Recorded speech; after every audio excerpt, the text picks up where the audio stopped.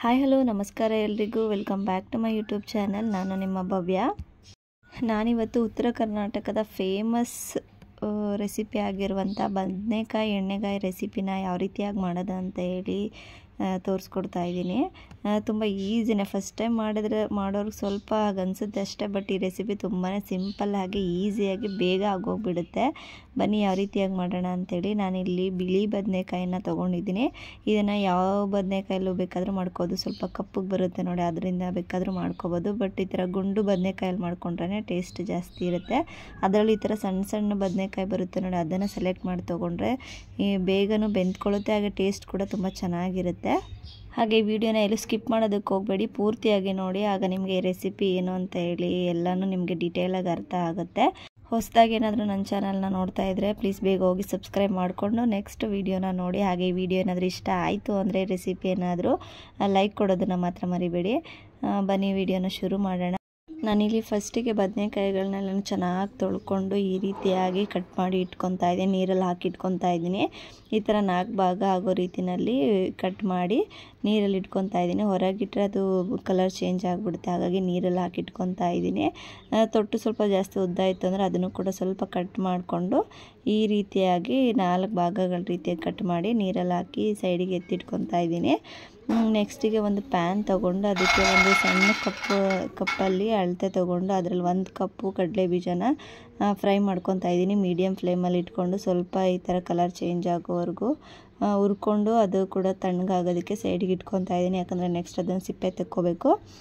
ಈಗ ನೆಕ್ಸ್ಟ್ ಅದೇ ಪ್ಯಾನಿಗೆ ಅದೇ ಕಪ್ಪಲ್ಲಿ ಒಂದು 1 ಕಪ್ ಅಥವಾ ಸ್ವಲ್ಪ ಕಮ್ಮಿಯಾಗಿ ಕೊಬ್ಬರಿ ತುರಿನ ಹಾಕ್ಕೊತಾ ಇದ್ದೀನಿ. ಒಣ ಕೊಬ್ಬರಿ ತುರಿನ ಹಾಕಿ ಚೆನ್ನಾಗಿ ಫ್ರೈ ಮಾಡ್ಕೋಬೇಕು. ಇದ್ರದ್ದು ಕೂಡ ಕಲರ್ ಚೇಂಜ್ ಆಗಬೇಕು. ಆ ರೀತಿಯಾಗಿ ಸ್ವಲ್ಪ ಹೊತ್ತು ಫ್ರೈ ಮಾಡ್ಕೊಂಡಿದ್ದಾದಮೇಲೆ ಇದ್ರ ಜೊತೆಗೇ ಬಿಳಿ ಎಳ್ಳು ಬರುತ್ತೆ ನೋಡಿ, ಅದನ್ನು ಕೂಡ 1 ಸ್ಪೂನ್ 1.5 ಸ್ಪೂನಷ್ಟು ಹಾಕ್ಕೊಂಡು ಚೆನ್ನಾಗಿ ಫ್ರೈ ಮಾಡ್ಕೊತಾ ಇದ್ದೀನಿ. ಎರಡೂ ಕೂಡ ಕಲರ್ ಚೇಂಜಾಗಿ ಒಂಥರ ಸ್ಮೆಲ್ ಬರಬೇಕು, ಎರಡದು ಘಮ ಬರಬೇಕು. ಆ ರೀತಿಯಾಗಿ ಚೆನ್ನಾಗಿ ಫ್ರೈ ಮಾಡಿಕೊಂಡು ಅದನ್ನು ಕೂಡ ಸೈಡಿಗೆ ಎತ್ತಿಟ್ಕೊತಾ ಇದ್ದೀನಿ. ಯಾಕಂದರೆ ಎರಡೂ ಕೂಡ ತಣ್ಣಗಾಗಿದ್ಮೇಲೆ ಇದನ್ನು ರುಬ್ಕೋಬೇಕಾಗತ್ತೆ, ಹಾಗಾಗಿ ತಣ್ಣಗಾಗೋದಕ್ಕೆ ಇಟ್ಕೊತಾ ಇದ್ದೀನಿ. ನೆಕ್ಸ್ಟ್ ಈಗ ಅದೇ ಕಡಾಯಿನಲ್ಲಿ ಸ್ವಲ್ಪ ಎಣ್ಣೆನ ಹಾಕಿ ಬಿಸಿ ಆದಮೇಲೆ ಮಸಾಲೆನ ರೆಡಿ ಮಾಡ್ಕೊತಾ ಇದ್ದೀನಿ. ಅದಕ್ಕೆ 1 ಈರುಳ್ಳಿ, ಹಾಗೆ ಒಂದು 5-6 ಎಸಳು ಬೆಳ್ಳುಳ್ಳಿ ಮತ್ತು 1 ಟೊಮೊಟೊ ಮತ್ತು ಕರಿಬೇವಿನ ಸೊಪ್ಪನ್ನ ಹಾಕ್ಕೊಂಡು ಎಲ್ಲನೂ ಕೂಡ ಸಾಫ್ಟ್ ಆಗೋವರೆಗೂ ಚೆನ್ನಾಗಿ ಫ್ರೈ ಮಾಡ್ಕೋಬೇಕು. ಚೆನ್ನಾಗಿ ಫ್ರೈ ಮಾಡ್ಕೊಂಡಿದ್ದಾದಮೇಲೆ ಸೈಡಿಗೆ ಇಟ್ಕೊತಾ ಇದ್ದೀನಿ. ಅದನ್ನು ತಣ್ಣಗಾದ್ಮೇಲೆ ಅದನ್ನು ಕೂಡ ಸಪ್ರೇಟಾಗಿ ರುಬ್ಕೋಬೇಕಾಗುತ್ತೆ, ಹಾಗಾಗಿ ಇಷ್ಟು ಸಾಕು ಫ್ರೈ ಆಗಿರೋದು. ಈಗ ಇದನ್ನು ಸೈಡಿಗೆ ಇಟ್ಕೊತಾ ಇದ್ದೀನಿ. ನೆಕ್ಸ್ಟ್ ಈಗ ಒಂದು ಚಿಕ್ಕ ಮಿಕ್ಸಿ ಜಾರ್ನ ತೊಗೊಂಡು ಅದಕ್ಕೆ ಫಸ್ಟಿಗೆ ಹುರಿದ್ಕೊಂಡಿದ್ವಲ್ಲ ಕೊಬ್ಬರಿ, ಎಳ್ಳು ಹಾಗೆ ಕಡಲೆ ಬೀಜನ ಈ ಥರ ಸಿಪ್ಪೆ ತೆಗೆದು ತೊಗೊಂಡಿದ್ದೀನಿ. ಈ 3 ಹಾಕಿ ಡ್ರೈಯಾಗಿ ಪೇಸ್ಟ್ ಮಾಡ್ಕೋಬೇಕು, ನೀರನ್ನ ಹಾಕಬಾರ್ದು. ಈ ಥರ ಡ್ರೈಯಾಗಿ ಸ್ವಲ್ಪ ತರಿಯಾಗಿ ರುಬ್ಕೋಬೇಕು, ಜಾಸ್ತಿ ನುಣ್ಣಗೇನು ರುಬ್ಕೊಳ್ಳೋದು ಬೇಡ. ತರಿಯಾಗಿ ರುಬ್ಕೊಂಡು ಈ ಥರ ಒಂದು ಬಟ್ಲಿಗೆ ಹಾಕ್ಕೊತಾ ಇದ್ದೀನಿ. ನೆಕ್ಸ್ಟ್ ಈಗ ಅದೇ ಜಾರಿಗೆ ಆವಾಗಲೇ ಫ್ರೈ ಮಾಡಿ ಇಟ್ಕೊಂಡಿರೋಂಥ ಈರುಳ್ಳಿ ಟೊಮೊಟೊನ ಎಲ್ಲ ಹಾಕ್ಕೊಂಡು ಅದ್ರ ಜೊತೆಗೆ 1 ಸ್ಪೂನ್ ಆಗುವಷ್ಟು ಬೆಲ್ಲದ ಪೌಡರು, ಹಾಗೆ 1 ನಿಂಬೆಹಣ್ಣು ಗಾತ್ರದಷ್ಟು ಹುಣಸೆಹಣ್ಣ ನಾನು ನೆನೆಯೋದಕ್ಕೆ ಇಟ್ಕೊಂಡಿದ್ದೆ, ಅದು ಹಾಕ್ಕೊಂಡು ಹಾಗೆ ಖಾರಕ್ಕೆ 1-1.5 ಸ್ಪೂನಷ್ಟು ಚಿಲ್ಲಿ ಪೌಡರ್ನ ಬಳಸ್ಕೊಂಡಿದ್ದೀನಿ. ಖಾರಕ್ಕೆ ತಕ್ಕನಾಗೆ ನಿಮ್ಗೆ ಎಷ್ಟು ಬೇಕೋ ಅಷ್ಟನ್ನ ಹಾಕ್ಕೋಬೋದು.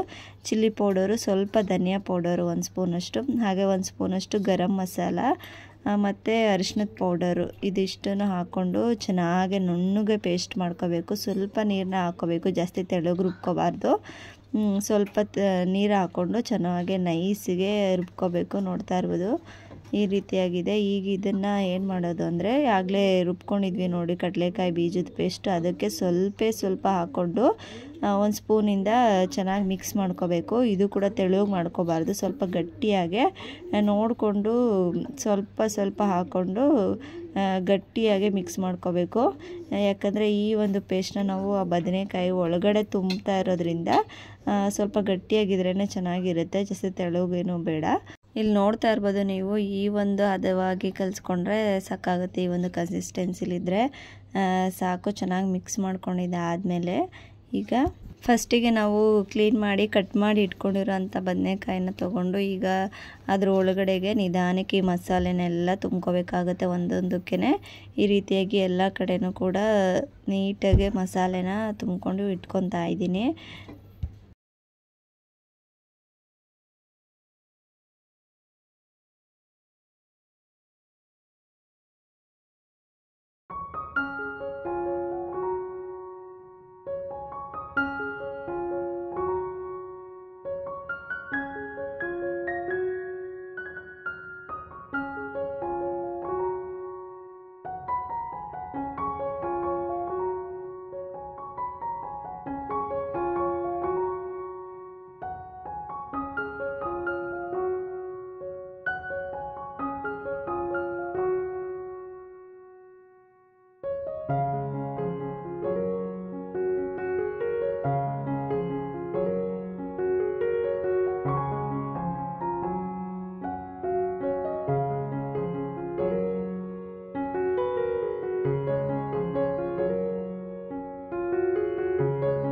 ಎಲ್ಲ ಬದನೆಕಾಯಿಗಳಿಗೂ ಮಸಾಲೆನ ತುಂಬಿಟ್ಕೊಂಡು ರೆಡಿ ಮಾಡ್ಕೊಂಡು ಇಟ್ಕೊಂಡಿದ್ದಾದಮೇಲೆ ಈಗ ಒಂದು ಕಡಾಯಿ ತೊಗೊಂಡು ಅದಕ್ಕೆ ಸ್ವಲ್ಪ ಎಣ್ಣೆನ ಹಾಕ್ಕೊತಾ ಇದ್ದೀನಿ. ಒಂದು 2-3 ಚಮಚದಷ್ಟು ಎಣ್ಣೆನ ಹಾಕಿ ಎಣ್ಣೆ ಬಿಸಿ ಆದಮೇಲೆ ಸಾಸಿವೆ ಹಾಗೆ 2 ಒಣಮೆಣಸಿನ್ಕಾಯಿನ ಒಗ್ಗರಣೆಗೆ ಹಾಕ್ಕೊಂಡು ಅದು ಚಟಪಟ ಅಂದ ಕೂಡಲೇ ಈ ಒಂದು ಬದನೆಕಾಯಿ ಎಲ್ಲ ಏನು ರೆಡಿ ಮಾಡಿ ಇಟ್ಕೊಂಡಿದ್ದೀವಿ ಎಲ್ಲನೂ ಕೂಡ ಒಂದೊಂದೇ ಎಣ್ಣೆಯಲ್ಲಿ ಈ ಥರ ಇಟ್ಕೊಬೇಕು. ಈ ಥರ ಹಾಕ್ಕೊಂಡಿದ್ದಾದಮೇಲೆ ಮೀಡಿಯಮ್ ಫ್ಲೇಮಲ್ಲೇ ಇಟ್ಕೊಂಡು ಗ್ಯಾಸ್ನ ನೀಟಾಗಿ ಅದನ್ನು ತಿರುಗಿಸ್ಕೊತಾ ಚೆನ್ನಾಗಿ ಬದನೆಕಾಯಿ ಎಲ್ಲ ಫ್ರೈ ಆಗೋವರೆಗೂ ಅಂದರೆ ಬೇಯೋವರೆಗೂ ಇದೇ ರೀತಿಯಲ್ಲಿ ಎಣ್ಣೆನಲ್ಲೇ ಅದನ್ನು ಚೆನ್ನಾಗಿ ಫ್ರೈ ಮಾಡ್ಕೋಬೇಕು.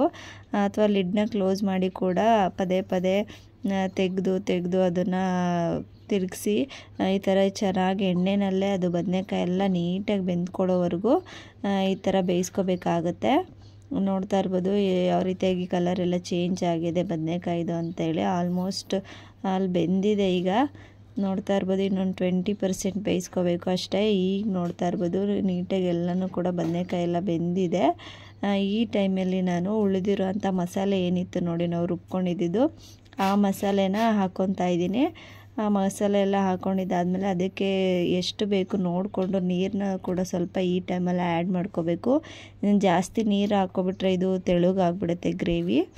ಈ ಒಂದು ಗ್ರೇವಿ ಸ್ವಲ್ಪ ಗಟ್ಟಿಯಾಗಿದ್ರೇ ಚೆನ್ನಾಗಿರುತ್ತೆ ತಿನ್ನೋದಕ್ಕೆ. ದೋಸೆ ಚಪಾತಿ ಎಲ್ಲದಕ್ಕೂ ಕೂಡ ಜಾಸ್ತಿ ತೆಳು ಮಾಡ್ಕೊಳ್ಳೋದೇನು ಬೇಡ. ನಾನು ಕೂಡ ಸ್ವಲ್ಪ ನೀರನ್ನ ಹಾಕಿ ಅದೇ ಮಿಕ್ಸಿ ಜಾರಲ್ಲೇ ತೊಳೆದು ಹಾಕ್ಕೊಂಡಿದ್ದೀನಿ. ಸಾಕಾಗುತ್ತೆ ಇಷ್ಟು ನೀರು. ಈ ಒಂದು ಮಸಾಲೆಗೆ ಎಷ್ಟು ಬೇಕು ನೋಡಿ ರುಚಿಗೆ ತಕ್ಕಷ್ಟು ಉಪ್ಪನ್ನು ಕೂಡ ಹಾಕ್ಕೊಂಡು ಚೆನ್ನಾಗಿ ಮಿಕ್ಸ್ ಮಾಡ್ಕೊತಾ ಇದ್ದೀನಿ. ಮಿಕ್ಸ್ ಮಾಡಿಕೊಂಡು ಲಿಡ್ನ ಕ್ಲೋಸ್ ಮಾಡಿ ಒಂದು 10-15 ನಿಮಿಷ ಮೀಡಿಯಮ್ ಫ್ಲೇಮಲ್ಲೇ ಬೇಯಿಸ್ಕೊಂಡ್ರೆ ಈ ಥರ ಮಧ್ಯ ತಿರುಗಿಸ್ಕೊತಾ ಒಂದು 10-15 ನಿಮಿಷ ಬೇಯಿಸ್ಕೊಂಡ್ರೆ ಈ ಒಂದು ಎಣ್ಣೆ ಬದನೆಕಾಯಿ ರೆಡಿ ಆಗಿ ಹೋಗ್ಬಿಡುತ್ತೆ. ಟೇಸ್ಟ್ ಅಂತೂ ತುಂಬಾ ಚೆನ್ನಾಗಿರುತ್ತೆ. ಅದರಲ್ಲೂ ಈ ಥರ ರೊಟ್ಟಿ, ಅಕ್ಕಿ ರೊಟ್ಟಿ ಅಥವಾ ಜೋಳದ ರೊಟ್ಟಿ, ಚಪಾತಿ ಇಂಥದಕ್ಕಂತೂ ಮಾಡಿಸ್ದಾಗಿರುತ್ತೆ. ಸೂಪರ್ ಕಾಂಬಿನೇಷನ್ ಅಂತಲೇ ಹೇಳ್ಬೋದು. ನಾನು ಕೂಡ ಇದ್ರ ಜೊತೆಗೆ ಇವತ್ತು ಅಕ್ಕಿ ರೊಟ್ಟಿನ ಮಾಡ್ಕೊಂಡಿದ್ದೆ. ಅದ್ರ ರೆಸಿಪಿ ಕೂಡ ಬೇಕು ಅಂದರೆ ಕಮೆಂಟಲ್ಲಿ ತಿಳಿಸಿ, ನಾನು ತೋರಿಸ್ಕೊಡ್ತೀನಿ ಅಕ್ಕಿ ರೊಟ್ಟಿ ಯಾವ ರೀತಿಯಾಗಿ ಮಾಡೋದು ಅಂತೇಳಿ. ಇವತ್ತು ಅಕ್ಕಿ ರೊಟ್ಟಿ ಮತ್ತು ಬದನೆಕಾಯಿ ಎಣ್ಣೆಗಾಯಿಗಂತೂ ಕಾಂಬಿನೇಷನ್ನು ತುಂಬಾ ಚೆನ್ನಾಗಿತ್ತು. ನಿಮ್ಮ ಮನೆಯಲ್ಲೂ ಕೂಡ ಯಾರಿಗಾದರೂ ಈ ಬದನೆಕಾಯಿನ ತಿನ್ನಲ್ಲ, ಬದನೆಕಾಯಿ ಇಷ್ಟ ಆಗಲ್ಲ ಅಂಥವರಿಗೆ ಈ ಥರ ಒಂದು ರೆಸಿಪಿನ ಮಾಡ್ಕೊಳ್ಳಿ. ತುಂಬಾ ಇಷ್ಟಪಟ್ಟು ತಿಂತಾರೆ. ಬದನೆಕಾಯಿ ತಿನ್ನದೇ ಇರೋರು ಕೂಡ ಇಷ್ಟಪಟ್ಟು ತಿಂತಾರೆ ಅಂತಲೇ ಹೇಳ್ಬೋದು. ತುಂಬಾ ಚೆನ್ನಾಗಿ ಬರುತ್ತೆ ರೆಸಿಪಿ. ಆಗಲೇ ಹೇಳ್ದಂಗೆ ಬಿಳಿ ಬದನೆಕಾಯಲ್ಲಿ ಅದರಲ್ಲೂ ಎಳೆ ಬದನೆಕಾಯಿ ಬರುತ್ತೆ ನೋಡಿ ಸಣ್ಣದು, ಅದನ್ನು ನೋಡಿ ತೊಗೊಂಡು ಅದರಲ್ಲಿ ಮಾಡಿಕೊಂಡ್ರೆ ತುಂಬಾ ಟೇಸ್ಟಾಗಿ ಬರುತ್ತೆ. ನಾನಿಲ್ಲಿ ಅಕ್ಕಿ ರೊಟ್ಟಿ ಮಾಡ್ತಾಯಿದ್ದೀನಿ. ಜೊತೆಗೆ ಬದನೆಕಾಯಿ ಎಣ್ಣೆಗಾಯಿ ಕೂಡ ರೆಡಿ ಆಗೋಯಿತು. 10-15 ನಿಮಿಷ ಹೇಳಿದ್ನೆಲ್ಲ ನೋಡ್ತಾ ಇರ್ಬೋದು. ಈ ಥರ ಎಣ್ಣೆ ಎಲ್ಲ ಬಿಟ್ಕೊಳ್ಳೋವರೆಗೂ ಬೇಯಿಸ್ಕೊಂಡ್ರೆ ಚೆನ್ನಾಗಿ ಇರುತ್ತೆ ಟೇಸ್ಟು. ಎಷ್ಟು ಚೆನ್ನಾಗಿ ಎಣ್ಣೆ ಎಲ್ಲ ಬಿಟ್ಕೊಂಡಿದೆ ಅಂತೇಳಿ ಈಗ ಇದನ್ನು ಗ್ಯಾಸ್ನ ಆಫ್ ಮಾಡ್ಕೊತಾ ಇದ್ದೀನಿ. ಚೆನ್ನಾಗೆಲ್ಲ ರೆಡಿ ಆಗಿದೆ ಈ ಒಂದು ಗ್ರೇವಿ. ವಿಡಿಯೋ ಎಡಿಟ್ ಮಾಡ್ತಾ ಈಗ ನೋಡ್ತಿದ್ರು ಕೂಡ ನನ್ನ ಬಾಯಲ್ಲಿ ನೀರು ಬರ್ತಾಯಿದೆ. ಮತ್ತೊಂದು ಸರಿ ಮಾಡೋಣ ಅಂತ ಅನಿಸ್ತಾ ಇದೆ, ಅಷ್ಟು ಚೆನ್ನಾಗಿತ್ತು. ನೀವು ಕೂಡ ಒಂದು ಸರಿ ಟ್ರೈ ಮಾಡಿ ನೋಡಿ. ನಾನು ಹೇಳಿದ್ದ ಮೆಷರ್ಮೆಂಟಲ್ಲೇ, ನಾನು ಹೇಳಿದ್ದ ಪ್ರೋಸೆಸ್ಸಲ್ಲೇ ಮಾಡಿ ನೋಡಿ. ತುಂಬಾ ಟೇಸ್ಟಿಯಾಗಿ ಬರುತ್ತೆ. ಹಾಗೆ ಈ ವ್ಲಾಗು ಕೂಡ ನಿಮಗೆ ಇಷ್ಟ ಆಯಿತು ಅಂದರೆ ಪ್ಲೀಸ್ ಲೈಕ್, ಶೇರ್, ಕಮೆಂಟ್ ಮಾಡೋದನ್ನು ಮರಿಬೇಡಿ. ಹಾಗೆ ನನ್ನ ಚಾನಲ್ಗೆ ಏನಾದರೂ ನೀವು ಹೊಸಬ್ರಾಗಿದ್ದರೆ ಪ್ಲೀಸ್ ಸಬ್ಸ್ಕ್ರೈಬ್ ಮಾಡ್ಕೊಂಡು ವಿಡಿಯೋ ನೋಡಿ. ಹಾಗೆ ಪಕ್ಕದಲ್ಲಿರೋ ಬೆಲ್ ಐಕನ್ ಮೇಲೂ ಕ್ಲಿಕ್ ಮಾಡಿ. ಆಗ ನಾನು ಹಾಕೋ ಪ್ರತಿಯೊಂದು ವಿಡಿಯೋ ನೋಟಿಫಿಕೇಷನ್ನು ನಿಮ್ಗೆ ಬರುತ್ತೆ. ಆಗ ನೀವೇ ನನ್ನ ಚಾನಲ್ನ ವೀಡಿಯೋಸ್ಗಳನ್ನ ಫಸ್ಟು ನೋಡ್ಬೋದು. ಮತ್ತು ಹಿಂದೆ ಹಾಕಿರೋಂಥ ವೀಡಿಯೋಸ್ಗಳನ್ನೂ ಕೂಡ ನೋಡ್ಕೊಂಡು ಬನ್ನಿ. ತುಂಬ ಚೆನ್ನಾಗಿದ್ದಾವೆ ರೆಸಿಪಿಗಳು, ವಿಡಿಯೋ ಎಲ್ಲನೂ ಕೂಡ. ಹಾಗೆ ಇವತ್ತಿನ ಮಧ್ಯಾಹ್ನದ ಊಟ ನಮ್ಮದು ಈ ರೀತಿಯಾಗಿತ್ತು. ಅಕ್ಕಿ ರೊಟ್ಟಿ ಜೊತೆ ಎಣ್ಣೆ ಬದನೆಕಾಯಿ. ತುಂಬಾ ಟೇಸ್ಟಿಯಾಗಿತ್ತು ಇವತ್ತು ಊಟ ಅಂತಲೇ ಹೇಳ್ಬೋದು. ಹಾಗೆ ಈ ವಿಡಿಯೋನ ಪೂರ್ತಿಯಾಗಿ ಯಾರ್ಯಾರೆಲ್ಲ ನೋಡಿದ್ದೀರಾ ಎಲ್ರಿಗೂ ಕೂಡ ತುಂಬ ಥ್ಯಾಂಕ್ಸ್ ಅಂತ ಹೇಳ್ತಾ, ಈ ವ್ಲಾಗ್ ಏನಾದರೂ ಇಷ್ಟ ಆಯಿತು ಅಂದರೆ ಲೈಕ್, ಶೇರ್, ಕಮೆಂಟ್ ಮಾಡಿ. ಹಾಗೆ ನನ್ನ ಚಾನಲ್ನ ಸಬ್ಸ್ಕ್ರೈಬ್ ಮಾಡಿಕೊಂಡು ವಿಡಿಯೋ ನೋಡಿ. ಪೂರ್ತಿಯಾಗಿ ವಿಡಿಯೋ ನೋಡಿ. ಇಷ್ಟ ಆಯಿತು ಅಂತ ಹೇಳಿದ್ರೆ ನಿಮ್ಮ ಫ್ರೆಂಡ್ಸು ಹಾಗೆ ಫ್ಯಾಮಿಲಿ ಯಾರಿಗಾದರೂ ಶೇರ್ ಮಾಡಿ ಅಂತ ಕೇಳ್ತೀನಿ. ಮತ್ತೆ ಸಿಗ್ತೀನಿ. ಜೈ ಶ್ರೀರಾಮ್. ನಮ್ಮ ಅಮ್ಮನ ಚಾನಲ್ ಪ್ಲೀಸ್ ಲೈಕ್ ಮಾಡಿ, ಶೇರ್ ಮಾಡಿ, ಸಬ್ಸ್ಕ್ರೈಬ್ ಮಾಡಿಕೊಂಡು ಫಾಲೋ ಮಾಡಿ.